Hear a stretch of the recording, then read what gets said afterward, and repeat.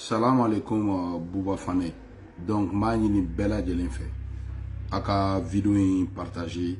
groupe WhatsApp ou kono. En même temps, tu n'avez fait partager Facebook sans fait. N'avez partagé digini sebeni borabe dugma na ladje. A sebeni doku partager quand même, Donc, avec cliquer partager quand même quand drone. Groupe job c'est la blue ou konala. Donc, après ça partager avec la miru feneka. Donc, en même temps, tu munu b'a bila WhatsApp kɔnɔ n ka foli b'a bɛɛ lajɛlen a bɛ hakili jigin Mali danbeya marche bɛɛ la a bɛ hakili jigin parti sali mɔgɔ bɛɛ la Siri Bilenni n'a ka jama Umar Marigo n'a ka jama b'a hakili jigin a bɛɛ lajɛlen na donc a bɛ hakili jigin Worokiya Dunbiya la a bɛ hakili jigin bɛɛ lajɛlen na Tijo de Paris ninnu Lafiya Seko terikɛ ninnu a bɛ hakili jigin u bɛɛ lajɛlen na donc k'a fɔ bɛɛ a ye vidéo partager fan bɛɛ lajɛlen fɛ donc an bɛna an da don kuma min na an bɛna an da don sanction min bɔra ka lever bon sanction min bɔra ka lever sans donc vraiment a kɛra ko ye nin kɛra anw ka victoire ye nin kɛra anw wasadon ye donc an ye victoire ta Asimi n'a ka mɔgɔw kan donc an ye victoire ta Asimi n'a ka mɔgɔw kan donc a tora duwawudenw ta la dɛ an tɛgɛ ɲɛsin yɔrɔ o yɔrɔ clé dans la boîte. Donc voilà, on est content, on est fiers de nous-mêmes. Car fort mogo yeni kelenke. Mogo Asimi ko dere pour que Asimi ga sega programme bo. Donc nga foli ba bela jeli. Abe akli jigi ka jim nununa, abe akli jigi rasbash nununa, abe akli jigi activiste fin bora ka kuma. Mogo e pumata parce que Asimi nga objectif kunteni. Asimi a irade ka fort anaga supporter ou ko embargo te fouike malla. Donc bɛɛ bi embargo in digiru la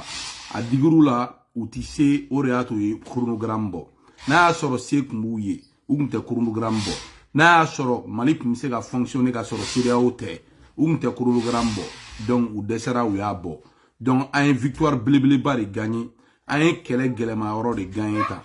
donc ni kɛlɛ gɛlɛma yɔrɔ gagné na tantɔn kɛlɛ filanan min bɛna le dɔrɔn o ka nɔgɔn sisan donc nin yɔrɔ in na m'a ɲini Chérif de Nyoro Boué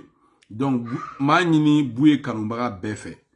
a ka vidéo in yira an ka karamɔgɔba la n'o ye Boué n ka foli bɛ Nyoro ka bɛn n tɛ ɲinɛ Nyoro talilakaw kɔ vraiment talilakaw ne yɛrɛ ye tale donc n tɛ ɲinɛ talilakaw kɔ Nyoro donc a bɛ vidéo in yira Boué la parce que Asimi kan ka taa Boué de fɛ yen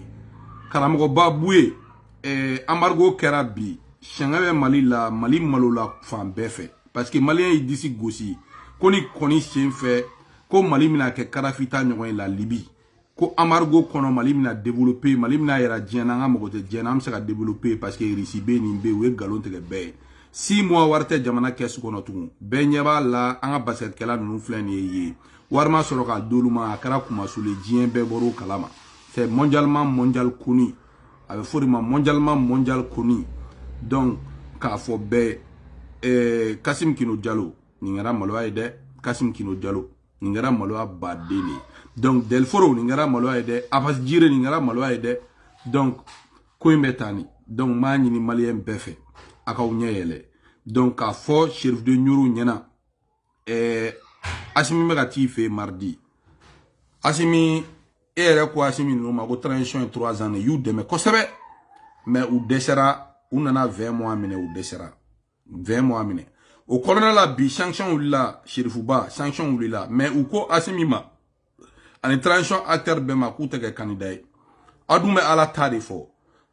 a ye population fantanw bila u filɛ nin fantanw filɛ nin sɛgɛn na bi hali saga sɔngɔ t'u bolo fantanw filɛ nin ɲani na bi u ka baara tiɲɛna fu fantanw filɛ nin bi hali tile kɔnɔ Mali kɔnɔ famille baden de bɛ yen bi u tɛ se ka daga sigi ko 2 kɛ à cause de nin décision inutile kangari dun dar'u ye k'u tɛ se u dun tɛ se u seginn'u kɔ donc u bɛ ka te e min fɛ i bɛ ala ta de fɔ n b'a dɔn ka vidéo i b'a ye i bɛ ala ta de fɔ ala ta fɔ Asimi ɲɛna n'a nana tuguni fanga diya fɛ parce que Mali ko tɛ k'a bɛ taa kɛ candidat ye diyagoya le grand shérif a fa ye Mali tɛ bi embargo kɔnɔ tuguni parce que embargo wulila momentané de don a bɛ wuli k'u lajɛ de n'a ko k'a bɛ kɛ candidat ye tugun u bɛ embargo kura sigi Mali kunna Asimi dun tɛ se a t'a kɔ a t'a ɲɛ ne fanga ko fa dɔrɔn fɛ dɔrɔn maliyɛn bɛɛ bɛ sa ale ka to fanga la dɔrɔn a sigilen filɛ nin kaso la ala bɛ taa Nyoro a tɛ se ka taa duguma sira fɛ n'a ye cɛ a ka taa duguma sira fɛ a tɛ se o amna ta hélico be ta avion la neuro c'est sûr arrêtez son ata duguma sira fa al nyawa sa mo gom tese ka ta sheli ala ka to ala ka dusu do akona ka ta seli misiri bala ni sel bayina asimi dusu ta se ka ta seli misiri bala ta dusu ta ka ta seli o ba yira ka fo male on se ka konti kan doni ide se ka jamana sécurité al misiri bala ta seli o sécuriser li tisho la donc fo shérif de nyoro yi ika fo asimi yi vraiment dala kan ga gelen silama yere la dala kan ga gelen silama ala de donc dala kan ga gelen donc a candidature ko na ko ka be segin tuguni ka be candidat mali bere na ta Congo la tuguni mali bere na ta problème na tuguni u desara de solution tout ko a tout nye foi u desara faden kene kan ñu ta ku pren faden kene kan abe fondi man yanga victoire de ni yanga victoire de ane ko ku tisi a antegen cheron ma clé borayni nu kumbi se gunte sigu ko donc avo shirifu nyana u kona ta galo foi tege yi u be ka ta kuma fme fi a be galo u ledu kan chamanta yi u ma shitime u ledu kan chamanta e shirifu de nyuri u ma shitime donc beta kuma o kuma finjena galon kuma de do mala o mega sa dongo do sa min keru kle la maga bi ga kle la sherifu nu bega mugoro ga kuma ore la kale buye chokoroba mo mu be buye krefe nga buya ba woro de ay tien fo chokoroba de sa min kera asimi kle la ma sa président kle la o lu bega fo buye nyana yo mo blaga kongo mu fula we be blaga kongo mu fula o kera malien benyana donc fle ne défaite de kono kongo mu na fula malien min perdre ga chan 1000 milliards donc ko fa be le professeur Nerefa Aboubakar Assadek ak Amoudibe li na folibi donc kan il faut be maintenant en ko ni fleni yoro mina ani danga don ta guprene ani danga don ta gupere ala ko ka be laban cien tugi tawdema ala ko ka be laban duwa don tarima ala ko ka te danga don shakoke ka te ke danga den shakoide donc ni ku danga den chama nyininga ambe taka drone ambe taka me baraka bana on na olo yebi bile baraka bana na wi un kogo kekelo a labananta ma quoi bon un asimi ta après ka asimi ga vidéo manu ta après bi nous sommes aujourd'hui les victorieux de cette lutte on est fiers de nous-mêmes on est fiers de nous-mêmes on est fiers de nous-mêmes donc mbo faut be en gagnant ni na chuamina donc restons mobilisés ka asimi bali tuni ka fkarge candidat ga mali blanc margo croix kono donc restons mobilisés angu asui kata fe asimi nga kure nogara ka fo asimi nyena chérif de nyoro ka fi nyena ni asimi go ka be candidat avec 4 mois avant l'élection na etenible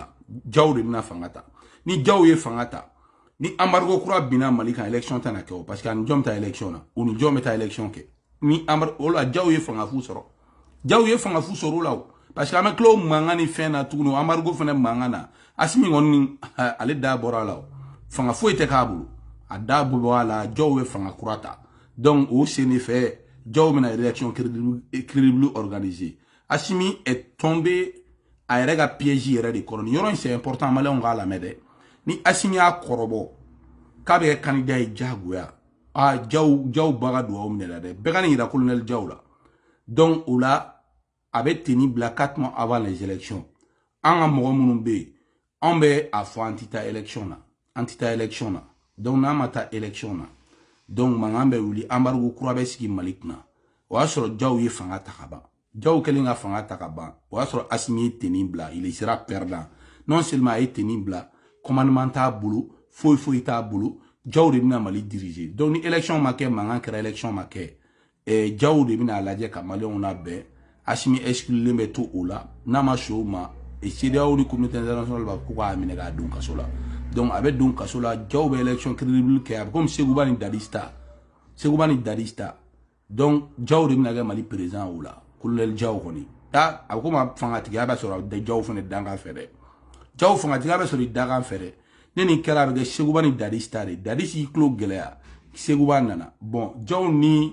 e asimi na ke Dadis ni Ségoubani ni mo fama be ke Sankara ni Blaise Compaoré ta nyokonai Sankara ni Blaise Compaoré donc vidéo interne mais bega vidéo partager